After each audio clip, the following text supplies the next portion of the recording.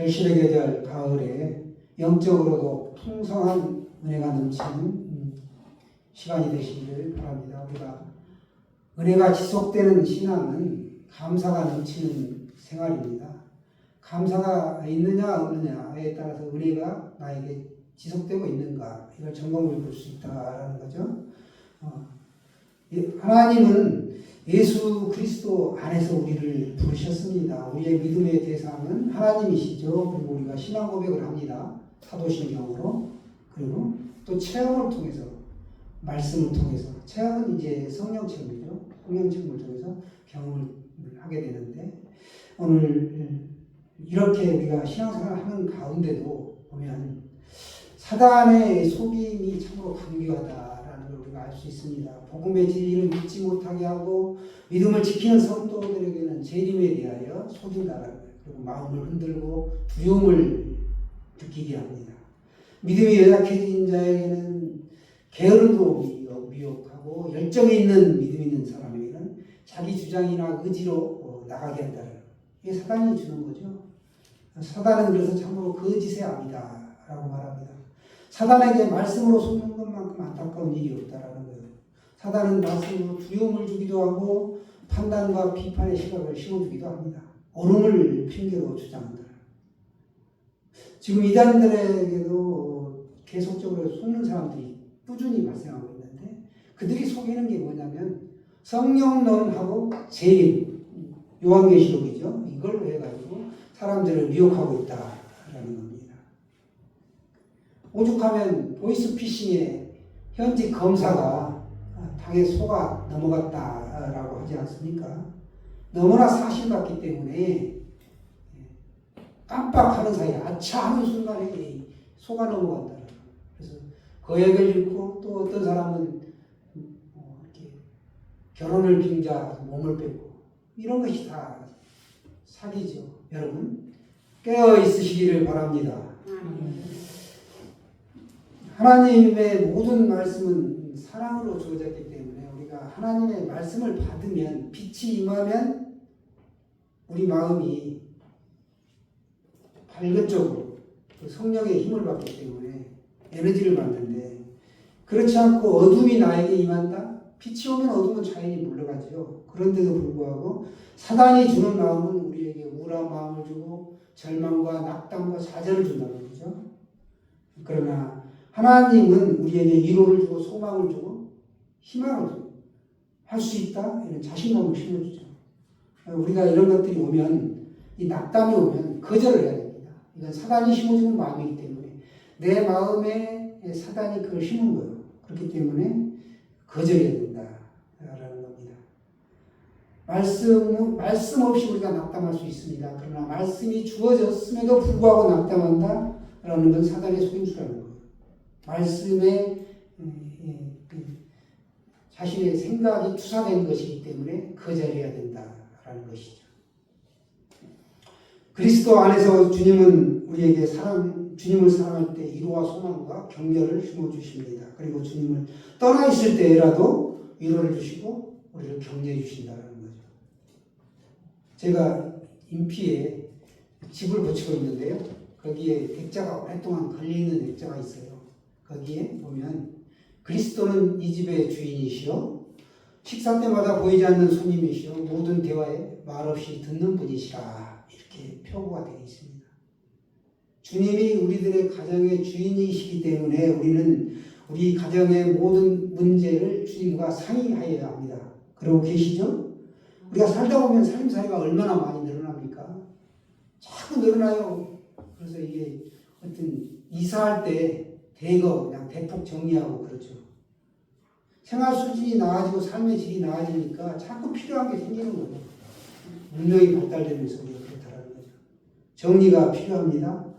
사랑하는 여러분, 사도 바울은 오늘 데살로니가후서 1장 3절에서 항상 하나님께 감사한다 이렇게 말씀하고 나서 2장 13절 오늘 본문에서도 다시 한번 하나님께 감사한다 라고 이렇게 말씀하고 있습니다.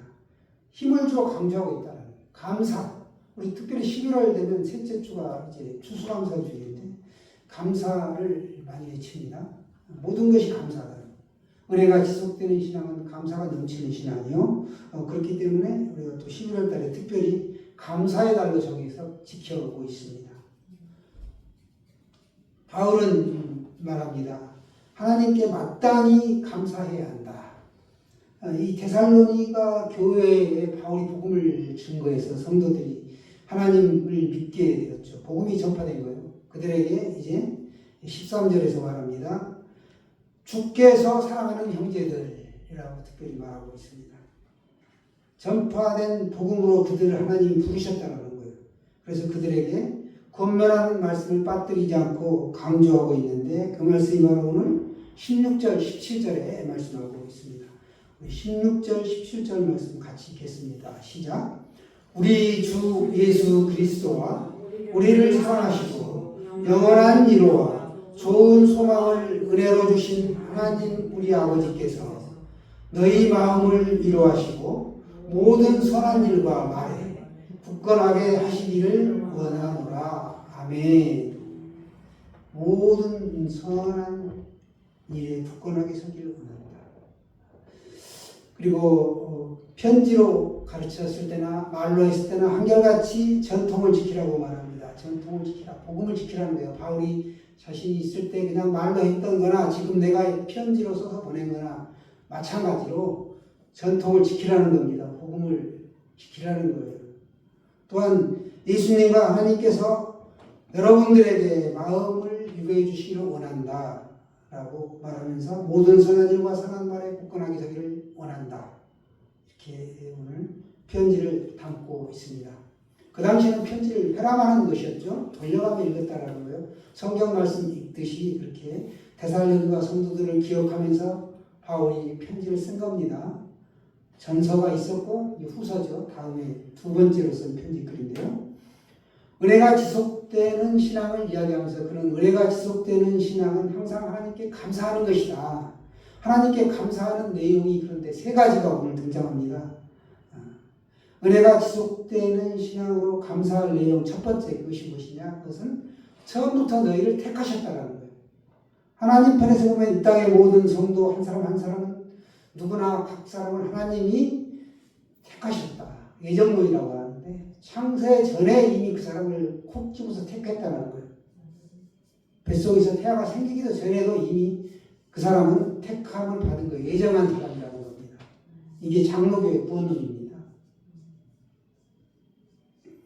하나님을 믿는 수많은 성도들 중에서 우리를 특별히 이곳 예수 그린 교회의 공동체 안에서 함께 신앙생활 할 수 있도록 이렇게 사랑의 띠로 묶어주었다라는 겁니다. 이곳 익산에 보면 크고 작은 교회가 참 많죠.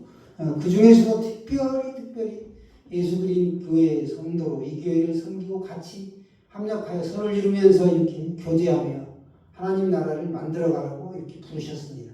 귀한 거죠. 우리 오늘날 각 사람도 마찬가지예요. 혹시 우리 가족 중에 친척 중에 내 남편이 내 아내가 또 내 아들이 딸이 믿지 않는 사람이 있단 말이죠. 저에게도 많죠.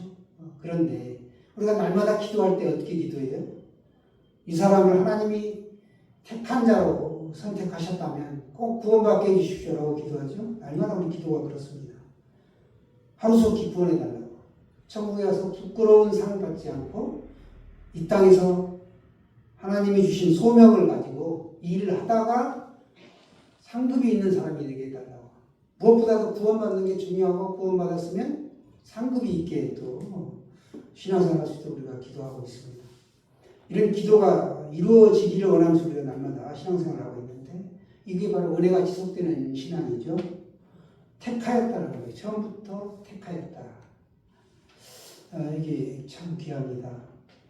보면은 바울도 있고 아브라함도 있고 다 있는데 바울도 그렇게 예수를 핍박했죠. 히브리어로는 사울이라고 하는데 바울은 로마 예식으로 부른 거죠. 헬라식으로 부른 건데 이 사울도 그랬단 말이죠. 예수 믿는 사람들이 그렇게 핍박을 했어요. 그러다가 이제 다메섹 성을 향해 가다가 예수를 만났고 거꾸러지고 눈이 멀게 되고 그러면서 이제 이방인의 사도로 특별히 부름을 받았죠. 택함 받았다라는 거예요. 그렇게 사도록. 12 제자도 마찬가지요. 아브라함도 보면은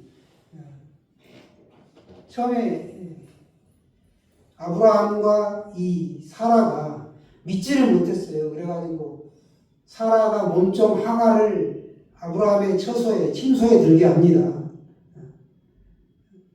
그때까지 응답이 없으니까. 그래서 이스마엘이 하나님의 언약의 아들인 줄 알았어요. 그런데 아니라는 겁니다. 나중에 아브라함이 100세의 나이, 사라가 90세 때 아들을 주시죠. 그게 약속의 씨인 이삭입니다. 이렇게 택하신 사람이 있다는 거예요. 약속의 자녀로. 우리도 각자 이렇게 택함을 받았습니다.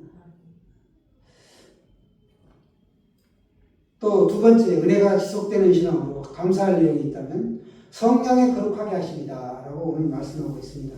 우리 각 사람을 택하시고 부르시고 구원의 은총을 누리게 하시는 분이 하나님 아버지이십니다. 또한 우리 각 사람 안에서 구원 사역을 완성해 가시는 분, 우리를 거룩하게 하고 날마다 이 말씀에 비추어 봐서 바른 길로 갈 수 있도록 우리를 이끌어 가시는 분이 계시는데 바로 그분이 성령 하나님이시다라는 것입니다. 하나님은 예수 그리스도를 통하여 이 땅에서 우리를 구원받게 하셨고 성령님을 통하여 우리를 거룩하게 하셨다. 그걸 오늘 말씀하고 있습니다. 은혜가 지속되는 신앙은 우리가 거룩한 삶을 쭉 따라가는 거예요. 성령의 인도하심을 따라가는 거죠.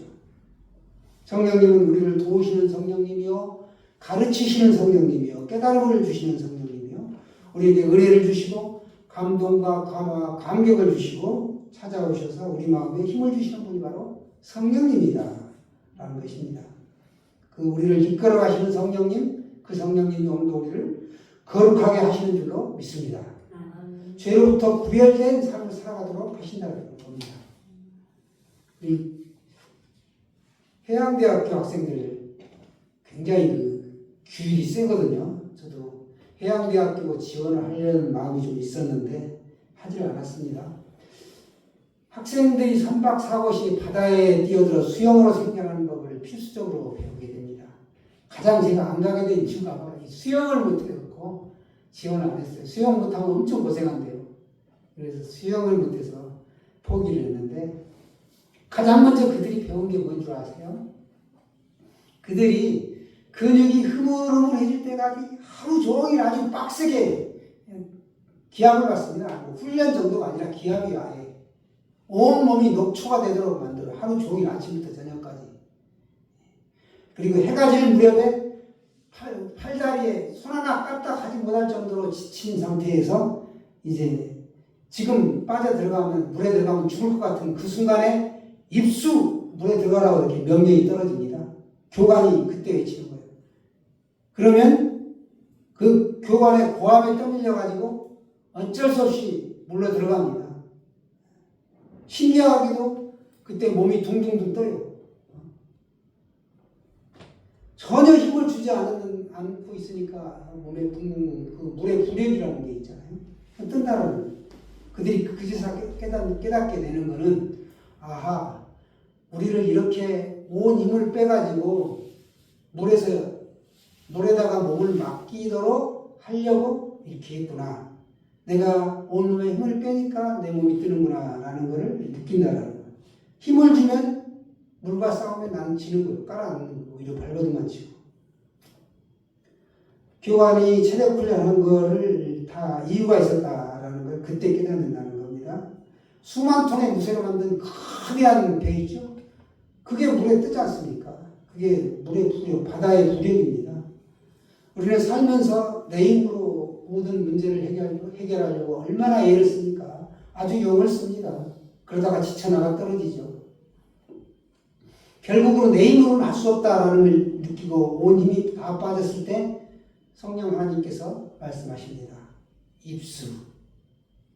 세상이라는 이 거친 바다에 뛰어들 때 내 힘을 다 빼고 하나님께 의지하면 보이지 않는 강력한 힘이 나를 그때 떠받쳐준다라는 거예요. 성령의 힘이죠. 성령의 힘. 우리가 그 성령의 힘을 의지하여 이 땅에 살아가는 겁니다. 내 힘으로 사는 게 아니라는 거예요. 돈의 힘으로 주변에 인맥으로 또 경험으로 학식으로 이렇게 사는 게 아니다라는 것입니다. 바로 하나님의 부력이 오늘도 우리를 떠받치고 있습니다. 그 힘을 의지할 때 우리는 세상이라는 바다를 넉넉히 헤쳐나갈 수 있고 승리할 수 있습니다. 여러분, 이렇듯 성령님이 우리를 거룩하게 만들어 가시네 감사하시기 바랍니다. 감사할 게 참 많죠. 세 번째, 은혜가 지속되는 신앙으로 우리가 항상 하나님께 감사해야 할 내용이 있다면 진리를 우리가 믿음으로 구원받게 하신 것입니다. 우리가 진리를 믿었다는 예수 그리스도를, 진리가 예수 그리스도죠. 길이요 진리요 생명이신 예수 그리스도, 그 예수를 믿음으로 우리가 구원받게 하신 것, 진리를 믿었다는 것 너무 감사하죠. 믿고 안 믿고는 내 차례인데 내가 믿음으로 받아들였다는 것, 이게 한없이 감사할 내용입니다. 사도 바울이 데살로니가 성도들에 관하여 항상 감사하되 마땅히 하나님께 감사하는 또 하나의 내용이 무엇인가? 진리를 믿음으로 구원을 받게 하신 것이 감사하다, 이렇게 고백하고 있습니다. 구원의 길은 진리를 믿는 데서 출발한다. 우리가 예수 그리스도가 내 안에 계시는 거죠. 그렇기 때문에 우리가 구원받은 것입니다. 아침에 후추가 필요해가지고 이 앞에 슈퍼에 갔는데 거기 원래 그 맨 처음에 슈퍼를 했던 사장님이 있어요. 우리는 그분이 아버지인 줄 알았는데 그 젊은 사람은 사위고 그분은 이제 장인이 되는 겁니다. 그분이 우리 교회를 걱정하더라고요. 신도수는 얼마나 이렇게 되냐고 이렇게 여쭤보시면서 자기도 구원파라고 하는 이 옆에 하나님의 그 익산교회 있죠? 언덕 밑에 거기 교육을 가서 한 4번 정도 받아봤는데 말씀은 좋다고 이렇게 얘기를 하시는 거예요. 그래서 거기는 좀 신앙이 달라요. 내가 그랬더니 사람들이 구원파라고 하대요. 그러면서 다닐 마음은 없는 것 같아요. 그런데 태백에 있는 아들이 하도 권해가지고 갔다라는 겁니다. 그처럼 우리가 교회를 나오게 되는 것은 노방전도를 통해서 오는 건 좀 힘들고요. 인맥을 통하여 어떤 연구에 의하여 이렇게 오는 겁니다. 전우순 집사님도 우리 신장로님이 계시니까 오지, 그렇지 않으면 교회 오겠습니까? 이렇게 와서 성경 필사도 하시고 이렇게 하시는데 나머지 분들도 성경을 사신 것 같긴 한데 필사를 하고 계시는지 좀 궁금하긴 하네요. 그 필사를 하시면 심심할 시간도 없고 굉장히 바쁘게 하루를 보내게 되는데 어쩔 때는 혀가 안 돌아가요. 외국 사람들 이름이랑. 그렇죠. 내가 힘들어. 그러니까 그렇게 하면 치매도 예방되고 얼마나 좋아요. 하나님의 은혜가 임하는 겁니다. 하나님과 늘 교제하니까 죄 짓는 자리에 가지 않게 돼. 필사를 하니까 다른 걸 안 보게 돼. 범죄하는 것들을 안 보게 돼. 다른 사람 흉보는 자리에 안 가게 돼. 나를 지켜주는 겁니다. 그래서 필사가 필요한 것이고, 필사를 또 각오로 물려주면 자녀손들이 보면서 우리 할머니가, 애할머니가 계셨지? 와, 대단하시다. 글씨 필체도 좋으신데 이렇게까지 군데군데 또 눈물 자국이 있네? 그러면 또 얼마나 감격하겠어요. 신앙의 유산은 대대로 이렇게 물려지는 겁니다. 기도할 때 아까 평양대부흥 1907년도에 장대현교회 대부흥이 있었는데요. 그 유산이 계속해서 이어지고 있다는 게 북한 지하교회에 표면적으로는 핍박을 받기 때문에 나 예수 믿습니다라고 고백하지는 못하지만 어두운 데에서 숨어서 지하교회인들이 아직도 활동하고 있다. 우리보다 믿음이 더 좋다는 거예요. 그들이 남한 사람들을 위해 기도하고 있다. 라는 걸 이 탈북해서 오신 분들을 통해 우리가 들을 수 있습니다. 예수 그리스도의 그 복음을 믿음으로, 진리를 믿음으로 우리가 구원받았다. 진리 안에서 한 부모요, 형제요, 자매라는 거죠. 예수 그리스도를 생명의 구주로 영접하는 길밖에 없다. 예수님은 내가 유일한 길이다. 길이요 진리요 생명이다. 이렇게 말씀. 그러나 다른 종교들은 어때요? 사람들은, 믿지 않는 사람들은 타종교에도 모든 종교에는 다 구원이 있다. 이렇게 얘기를 하죠. 그러나 그렇지 않죠. 착하게 살면 내가 구원받는다. 진리인가? 그렇지 않습니다. 성경은 유일한 진리고 예수 그리스도는 내가 길이요 진리요 생명이다 라고 분명하게 말씀하고 계십니다. 그래서 예수 그리스도를 생명의 구주로 영접하는 길밖에는 다른 길이 없다. 구원의 길이 없다는 거. 오직 한 가지. 이거 놓치면 안 된다는 거. 모르기 때문에 우리가 살면서 삶으로 드러낼 수밖에 없는데 저들이 성경을 읽지 않죠. 그래서 우리가 삶으로 보여드리는 길밖에 없다라는 겁니다. 요즘 우리나라의 극성을 는 각종 이단과 사이비 교주들은 아주 활개를 치고 있죠. 그러나 그들은 심판의 날이 오면 닭쥐었던 게 지붕 쳐다보는 것처럼 허망한 것을 붙잡았기 때문에 뿔뿔이 흩어지는 그런 날이 오고야 만다라는 것입니다. 찬송가 우리 252장에 보면 나의 죄를 씻기는 찬송이 있죠. 나의 죄를 씻기는 예수의 피밖에 없네. 예수의 피밖에 없다라는. 나를 정케 하기는 예수의 피밖에 없네. 예수의 피 외에는 다른 어떤 것으로도 구원이 없다는 거. 이걸 벗어나면 이제 신처지가 되고 오히려 땅이 되는 거죠. 이만희가 어떻게 구원을 주고 영생 불사를 하겠습니까? 답이 없어요. 신처지 사람들은 담임 목사 설교하면 머리 뜩뜩 긋고 막 그러죠. 아 이거 아닌데? 그리고 또 자기 나름대로 또 뭐 가지고 있어요. 그 사람들이 되게 그런 특성들을 많이 가지고 있어요. 우리가 이 세상을 살아가면 나로 하여금 이 세상의 죄악과 또 어두운 죽음을 유일하게 이기는 길은 골고다 십자가를 지신 예수님 그분밖에 없다라는 걸 우리는 더 확고히 하는데 세상 사람들은 그렇지 않죠. 미신에 빠진 사람들은 사람들이 너무나 많다라는 거예요. 큰 바위에 비고 나무에 절하고 금과 은으로 깎아만든 그런 우상에 절을 하고 거기 앞에 촛불을 켜놓고 이제 비나이다 제물을 드리죠. 산에 가면 지금도 그런 건 많아요. 그 옹달샘처럼 물이 나는 곳에 가면 무당들이 붓을 한 판 늘어지게 하고 한 자국이 거기 있어요. 촛불이 켜 있고 뭐 음식들이 흩어져 있고 이런 걸 볼 수 있는데 우리들은 무당과 박수의 말에 귀를 기울이는 사람들이 아니다. 우리는 또 더구나 사람을 신격화하고 굽신거리고 사람에게 절하고 맹종하는 사람들은 더더욱 아니다. 이단들은 교주를 아주 맹신하지요. 그러나 우리는 목사를 존경하고 섬기는 것이지 그 사람을 우리가 어떤 신으로 섬기는 게 아닙니다. 오늘 16절에 보시면 사도 바울은 하나님을 어떤 돈으로 묘사하고 있습니까? 우리를 사랑하시는 하나님, 영원한 이유를 주시는 하나님, 또 좋은 소망과 은혜로 우리를 감싸주시는 하나님 이렇게 표현하고 있습니다. 우리 각 사람을 아신다라는 거예요. 하나님. 그래서 선한 일과 말에 우리를 굳건하게 하시는 하나님이다 라고 고백하고 있습니다. 데살로니가 교인들에게 그와 같이 고백의 그 편지를 쓰고 있는 겁니다.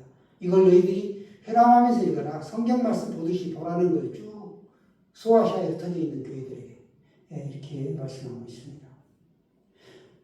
우리가 믿고 섬기는 분, 따를 분 오직 하나님 한 분 분이시다. 믿으시기 바랍니다. 믿으시니까 이 자리에 계시죠. 미국의 저 유명한 전도자 D.L. 무디, 이 목사 암수를 끝까지 받지 않았는데요. 이 무디는 이런 말을 남겼습니다. 너 자신을 믿어봐라. 그대는 실망할 것이다. 그대는 가까운 친구를 믿어봐라. 그도 때가 되면 그대에게 들떠나오고 말 것이다. 그대의 명성을 믿어봐라. 그 명성이 너에게 찌르는 가시처럼 될 날이 오고 말 것이다. 그러나 예수 그리스도를 믿어보라. 현세와 장래 그리고 영원히 후회함이 없게 될 것이다.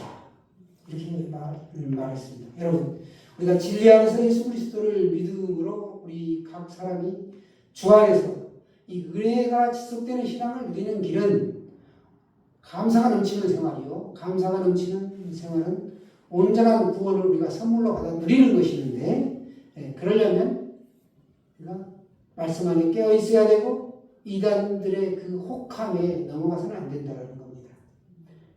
예수님께서 주신 이 구원의 선물을 받아 누리는 축복의 주인공들이 다 되시기를 축원합니다.